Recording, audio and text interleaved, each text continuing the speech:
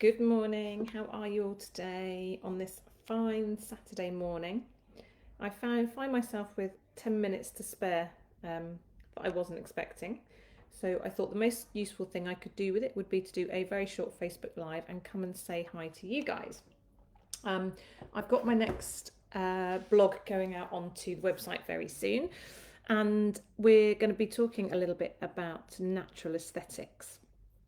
I think when you talk to people about aesthetics, when you mention the words filler and Botox, the natural reaction from most people, particularly those who haven't had any aesthetics, don't really understand it, don't know what it is. The generally the first response that I get is oh no, yeah, no, I wouldn't do that. You don't want to do those kind of things. They look really awful, don't they?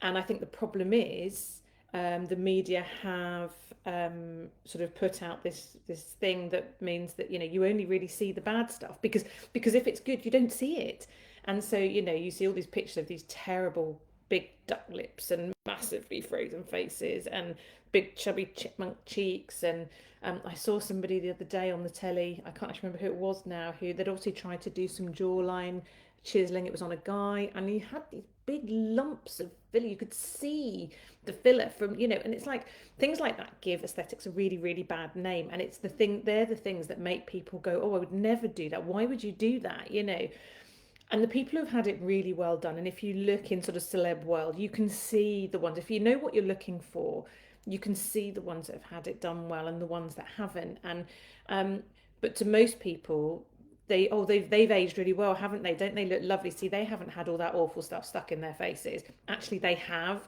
They've probably got as much as the person who looks awful, but it's been done well.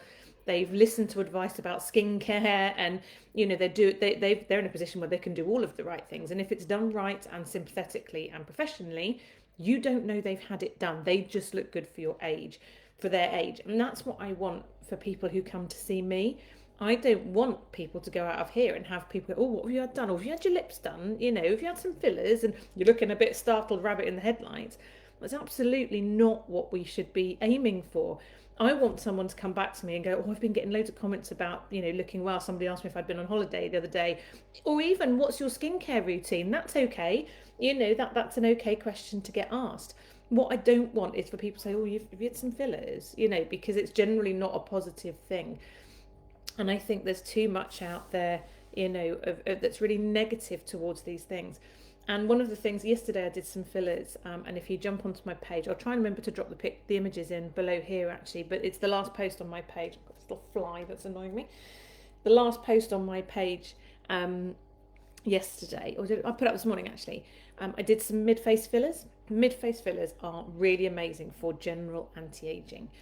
Without getting into too much technical detail, because I've literally got 3 or 4 minutes left to talk to you, but basically our face is structured in certain ways. We've got the bone layer, excuse me, we've got the fat and muscle layers, and the last layer before your skin effectively is your fat, and fat makes up our faces. We don't want to have no fat. We have these little fat pads that are very sort of specifically set up in the face. It's not just kind of this big blob.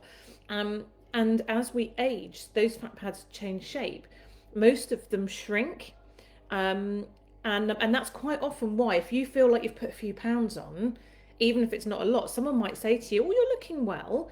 Because if we lose too much fat in our face, it shrinks down. I think Courtney Cox once said, I'm pretty sure it was Courtney Cox, said you get to an age where you have to sacrifice your butt for your face. And it's really true. Because you need that little bit of padding in your face. So as we age, our bones in our skull shrink. These little fat pads shrink. This one annoyingly grows, and the ligaments. So each little fat pad. Let's see what I've got here. You've got a little. Say that's a fat pad. It's not. It's actually it's some piercing jewellery. There we go. Is held on by a little ligament. This is very untechnical, by the way. And that ligament should hold that fat pad away from the skin, away from the face, so it sits nicely straight. And as we age, that ligament starts to lose its strength. It goes a bit faggy, it goes a bit slack. And this fat pad sits here, that should sit nice and prominent, and it starts to drop. That was a really bad demo, but hopefully you get the gist. And so these fat pads here particularly. So you've got they should be nice and plump, but with nice little strong ligaments.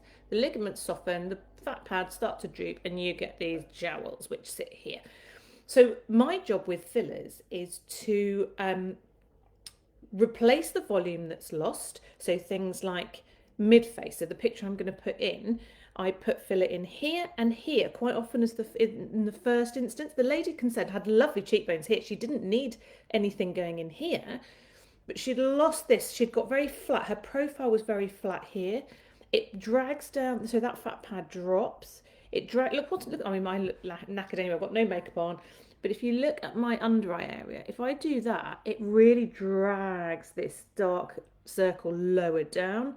It pushes into here, so your nasolabial folds get chubbier and deeper. And it can even impact as far down as your jowls. So I often start with mid-face. I just used one syringe of filler on this lady, and she was very kind and let me put her pictures up. So we replaced under the skin, some to bone, the sort of bone layer, right, it was really deep as like scaffolding, and then some a little bit more superficial, but still quite deep, to reshape and replace that volume that's been lost. It supports that under eye area. So instead of starting to pull down to a point here, you actually just get kind of a more normal and a younger looking kind of profile on the eyes. And it actually lifts the mouth, it softens these, and by putting some filler in here, the dark triangle you get, if you look, it's the wrong side, if I do that, that shadow disappears here. So by plumping this up here, you make this look less deep, you give a little bit of forward projection on the cheeks, and if you do enough and you do it right, because it's different, which is going to come back, we're going to gradually progress this, it can even start to have an impact on the jowls. So subtle aesthetics are absolutely where I'm at and absolutely what we should be doing. No one will know she's had fillers. Nobody knows I've got fillers. I'm probably overdue a few actually, but I have mid-face fillers, and you would do that before you do this. Quite often people will come to me and say, oh, I want my nasolabial folds doing, but actually you don't want that doing first. You want your mid-face doing first, because otherwise if you just treat the symptom of that dropping and the shrinkage of the fat pads, you can end up looking a bit like Homer Simpson, and that's quite an obvious one. If somebody's been overfilled here, it just makes this bigger and more pronounced.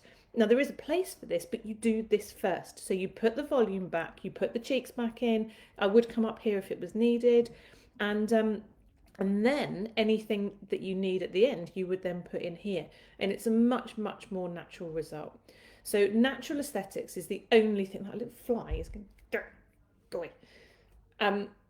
Natural aesthetics is the way forward. It's the only way to do. I won't do big silly lips. Lip fillers are great, but you shouldn't know that you've got them. Sometimes, you know, younger girls and things like that like to have a little bit of plumpness and fullness, and I think it's more socially acceptable for people to know you've had your lips done. But I still wouldn't want to send somebody out with big thick lines and the sausages and the big ridges around the edges. It's not my style, and it's not the style of most of the women that come to see me. And men, actually, I do injectables on men as well.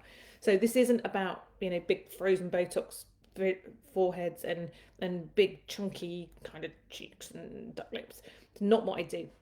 If you are interested, like I said, when I get a second, I'll stick the picture from yesterday in the thread. But just if you go to the last post that I did, you'll see that very subtle but really nice freshening up with it was one syringe of filler that I used yesterday. So you're not having to go sort of for 4, and I very rarely do more than 1 to 3 syringes in one sitting anyway. I like to see how the face adjusts around it. I would rather bring her back in a few weeks and put some more in and make it work better, because this is a process anyway. Rather than I mean, I have done as many as 8 in one go. That's a huge undertaking for me and for her. I would rather do 1 to 3 in one sitting and then review and see what else is needed. So I am going to have to go now because I am right up to the wire on my next client.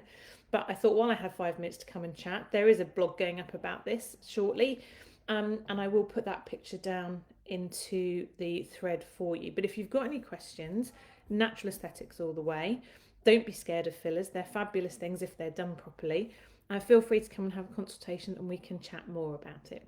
So have a lovely Saturday. I will see you again soon. And yeah, message me, see what I can do for you. Cheers, bye.